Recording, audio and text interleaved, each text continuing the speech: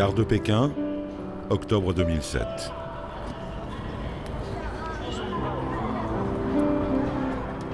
La famille Wang arrive de province.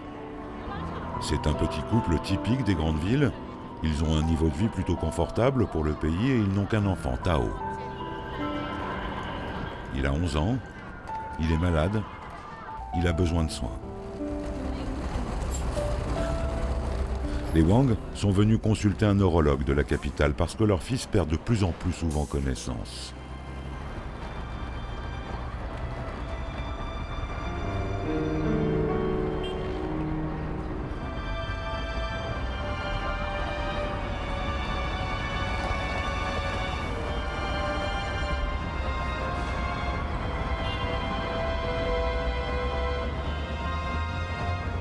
Tao a le sida.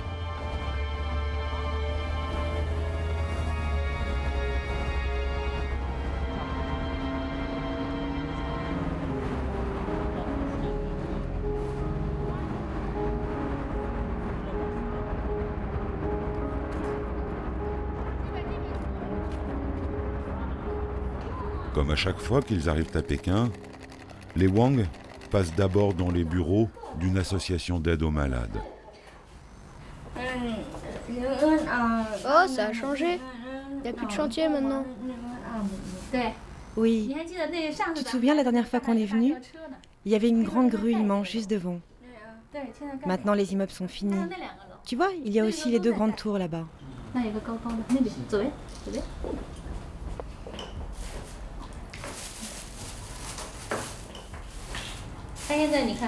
Vous voyez, il doit prendre 3 sortes d'antirétroviraux et des antiépileptiques.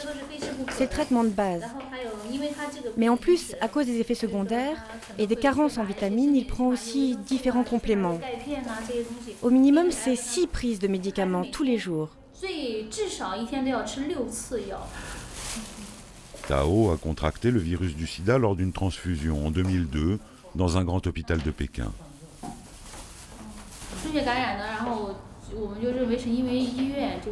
L'hôpital a utilisé illégalement du sang contaminé qui a infecté notre enfant. Alors nous avons voulu porter plainte. En 2003, nous avons intenté un procès que nous avons perdu, puis nous avons fait appel 2 fois, en vain.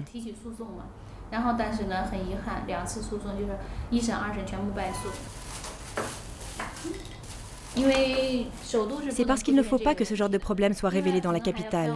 Il va y avoir les Jeux Olympiques, on construit la société harmonieuse, alors c'est interdit de dévoiler des histoires négatives.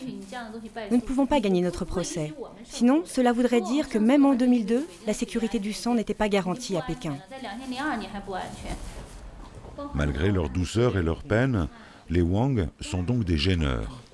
La justice ne les entend pas, l'État ne fait rien pour eux ou presque. Leur seul soutien, ce sont de petites associations comme celle-ci, plus ou moins tolérées par le pouvoir.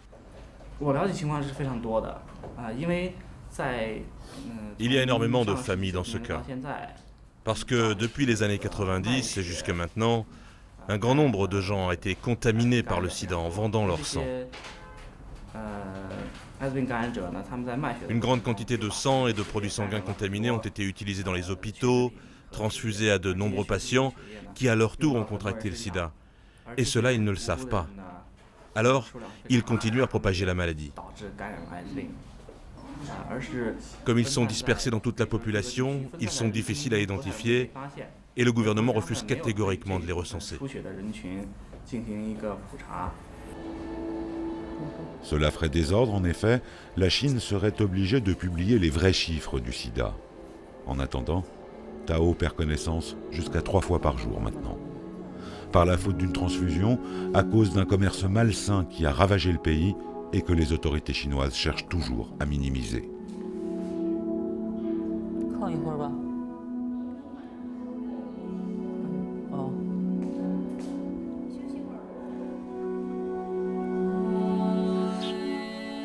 En 2002, pourtant, le scandale avait éclaté. Les champs de la province du Henan s'étaient couverts de tombes. La maladie avait semé la mort dans cette province déshéritée et il était devenu impossible de le cacher. Ici, le sang, denrée précieuse, était devenu l'objet d'un fructueux commerce dans les années 90. Les hôpitaux se sont mis à transfuser à tout va parce que l'opération était facturée très cher aux patients.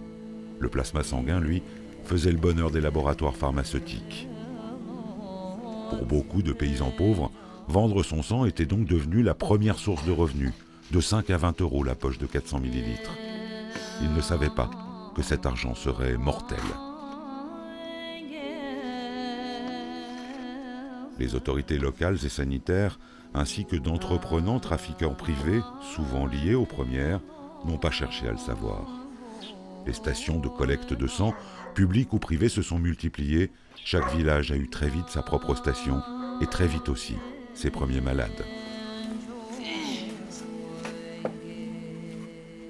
Pas de test de contrôle, aucune hygiène élémentaire, parfois même pas de nettoyage des cathéters. Il y a eu encore pire. Le sang, séparé du plasma, a en effet très souvent été réinjecté aux paysans donneurs pour éviter qu'ils ne soient anémiés et donc pour qu'ils reviennent vite vendre leur sang. Un seul malade du sida a pu ainsi contaminer des centaines de personnes. Il n'y a jamais eu de bilan crédible de ce désastre sanitaire dans le Henan, mais dans certains villages, près de 80% de la population a contracté le virus. Et partout, les tombes ont fleuri.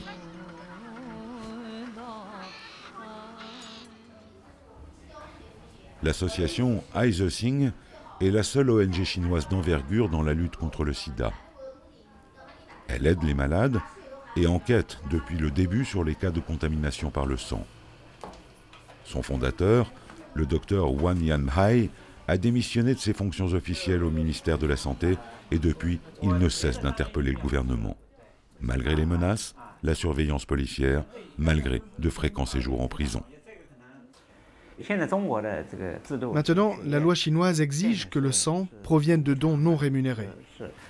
Le sang ne doit plus faire l'objet d'un commerce. Mais il y a encore du trafic, même si c'est interdit. Le problème, c'est que les médecins veulent faire de l'argent. Les médecins et les trafiquants partagent donc les mêmes intérêts.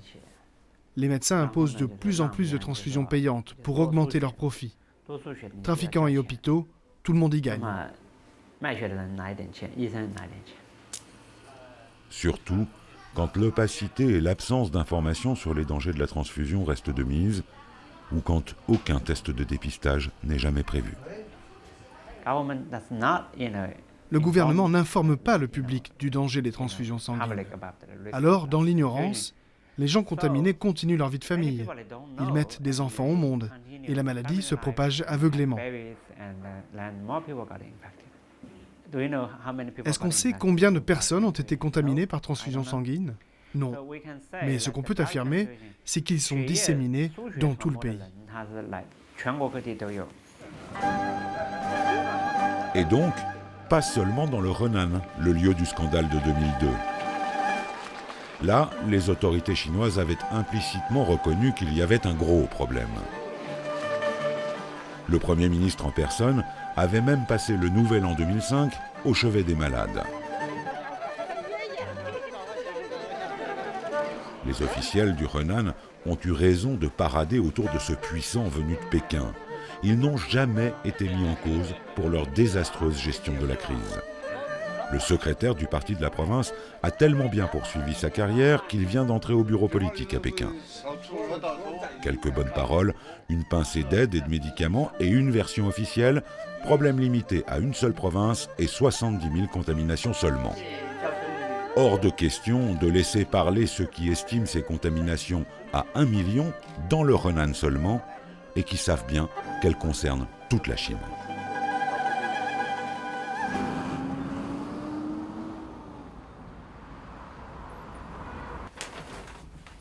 Les Wang ne sont pas des rebelles.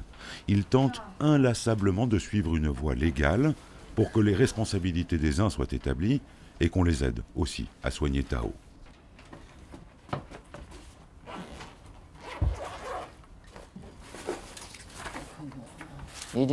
C'est un tel gaspillage humain. Ces procès nous ont épuisés moralement, financièrement aussi. C'est le 25 septembre 2007 que l'on a su qu'on avait perdu en appel pour la seconde fois. Alors, il ne nous reste qu'à présenter une requête au parquet suprême pour s'opposer au jugement.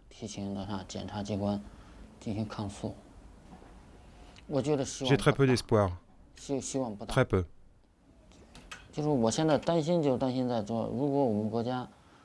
Maintenant, ce qui m'inquiète, c'est que face à ce genre d'injustice criante, si les administrations, le système juridique et même les organes chargés de superviser les tribunaux, si tous ferment les yeux, c'est vraiment une tragédie.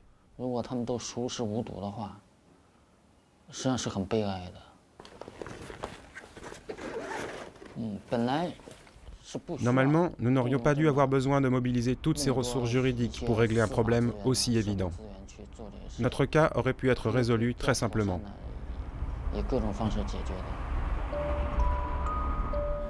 Leur dernier espoir, fragile, c'est ce bureau des plaintes de la Cour suprême, où la caméra dérange presque autant que les plaignants intempestifs. Qu'est-ce que vous voulez ? Vous n'avez pas le droit de tourner ici. Allez, partez maintenant, partez. Parce que, officiellement, à Pékin, tout va bien désormais sur le front du sida. Les autorités sont ravies de prouver qu'elles se sont mises aux normes internationales. La Banque du sang de la Croix-Rouge est une magnifique vitrine pour démontrer l'efficacité des nouvelles lois sur le sang. Théoriquement, tout ce qui est transfusé dans les hôpitaux de la capitale doit être centralisé et soumis ici à des tests systématiques. Maintenant, on n'utilise plus que des machines performantes de standard international. Et nous continuons toujours à être à la pointe de la technique, comme avec cette machine Olympus PK C200. Cette année, à l'occasion des Jeux Olympiques, nous prévoyons d'acheter d'autres machines encore plus sophistiquées en matière de dépistage.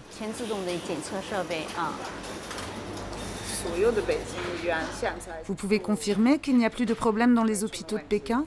Qu'ils s'approvisionnent tous bien ici ? Oui. On sait où part chaque poche de sang. Tous les hôpitaux sont listés sur notre réseau informatique. Tout est centralisé et chaque commande est enregistrée aussi. Certains malades croient qu'ils ont été contaminés par une transfusion, alors ils s'expriment dans les médias. Mais ce qui est important, c'est que pas un seul cas de contamination n'a été formellement établi par la justice. Aucun jugement ne nous a mis en cause.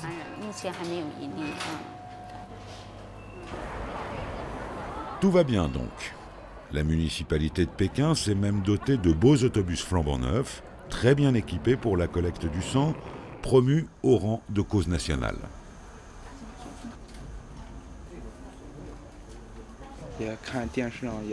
J'ai vu un spot de la propagande à la télévision. Il montrait qu'il fallait du sang pour les malades et qu'ils n'en trouvaient pas, que les réserves baissaient dans les banques du sang. Alors j'ai voulu donner le mien. Officiellement et étrangement, la proportion du sang issu de donneurs bénévoles est passée de 22% en 1998 à près de 95% en 2005, sur la Chine entière. À Pékin, il y a certes une dizaine de bus et des collectes organisées sur les lieux de travail. Mais c'est Pékin, bien loin de la misère sanitaire des campagnes, et même ici, on est un peu flou sur les résultats.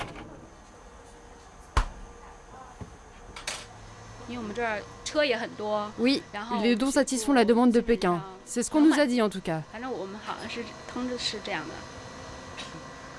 Hé, chef, ça date de quand les bus de dons ? Je sais pas trop. De 2000 ? Faudrait demander à l'administration. Je crois bien que c'était en 2000. Nous sommes tous arrivés plus récemment, mais depuis qu'on est là, on a des bus. En fait, en juin 2007, le ministre de la Santé chinois lui-même a reconnu que les circuits illégaux du sang existaient toujours. En d'autres termes, que la collecte officielle et sécurisée ne suffit pas, et que le trafic de sang, certes désormais clandestin, est encore actif. Les ravages de ces circuits parallèles sont pourtant désormais connus. Retour au Henan aujourd'hui. Li Sige est une des malades chinoises du sida qui refuse de se taire, une voix qui porte, mais un cas parmi beaucoup d'autres, banal à pleurer.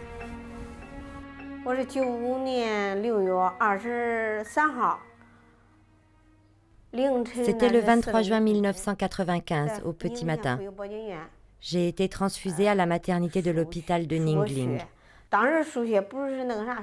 Ce n'était pas le sang de la banque de l'hôpital. C'est le médecin qui a été chercher un trafiquant de sang. Ils ont prélevé du sang à quelqu'un et sont venus me l'injecter, comme ça, directement.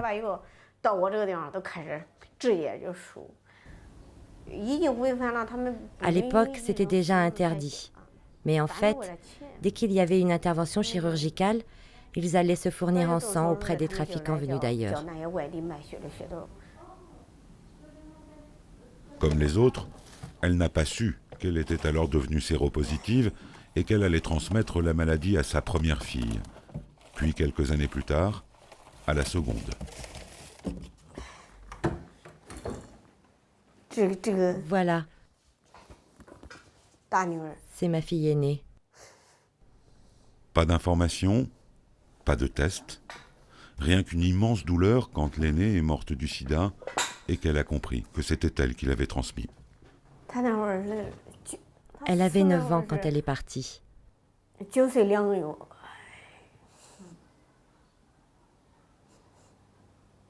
Douleur et colère qu'elle n'a pas pu taire. Ensuite, j'ai voulu porter plainte, mais il refuse d'instruire mon procès. Il refuse.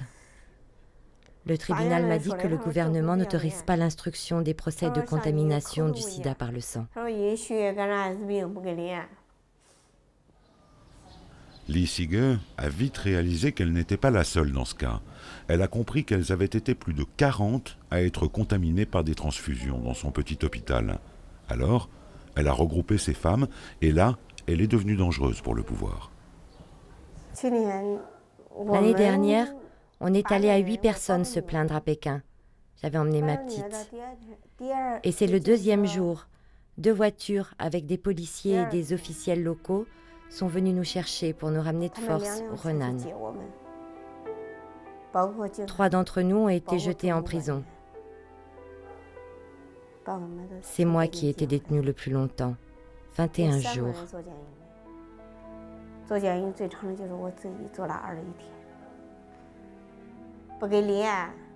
Ils n'instruisent pas mon procès et ils ne me donnent pas d'indemnité. Je suis confinée chez moi. Ils m'empêchent d'aller me plaindre. Elle dit aussi que pour les malades du sida, le silence, c'est la mort. La police locale finit par l'imposer, ce terrible silence, en interrompant fermement le tournage. Circuler, il n'y a rien à voir, la situation est sous contrôle. Au Henan, les officiels responsables n'ont pas été punis. Les gens qui travaillent auprès des malades, comme le docteur Gao Yaozie, ont été écartés.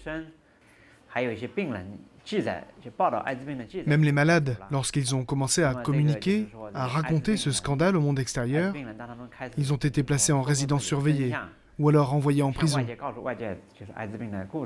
Certains ont même été harcelés, battus. Ce sont des choses qui arrivent couramment ici.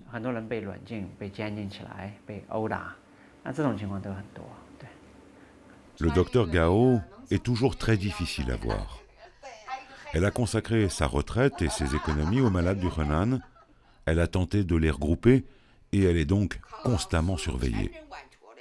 Rencontre quasi clandestine dans un hôtel à Pékin. Elle a 80 ans, mais son indignation ne s'est pas émoussée d'un iota.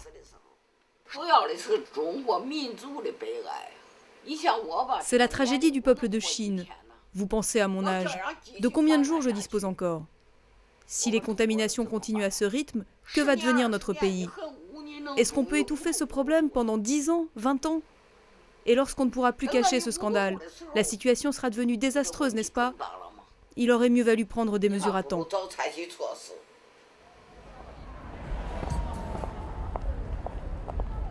La visite de la famille Wang à Pékin s'achève comme prévu au service de neurologie de l'hôpital Sierre.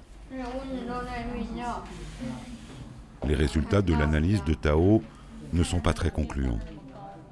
Son médecin va tenter un traitement, un de plus. Il dit que son cas est compliqué.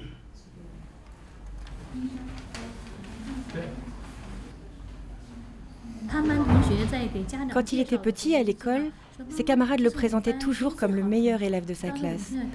Ça nous faisait vraiment plaisir. La vie était magnifique.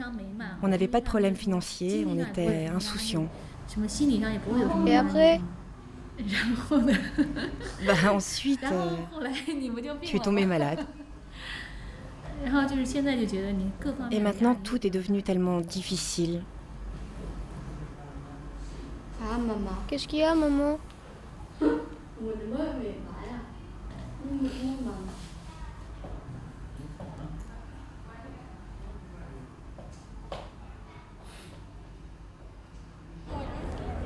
650 000 séropositifs en Chine selon les statistiques officielles attestées par l'ONU-SIDA. Les ONG estiment qu'il faudrait multiplier ce chiffre par 10. Nombre de morts inconnus, cartes épidémiologiques non communiquées, informations des malades toujours inexistantes, statistiques tronquées, procès enterrés, responsables refusant toute interview. Dissimulation, répression, silence. Ce silence d'Hu Tao, désormais, s'échappe de plus en plus souvent, à sa manière.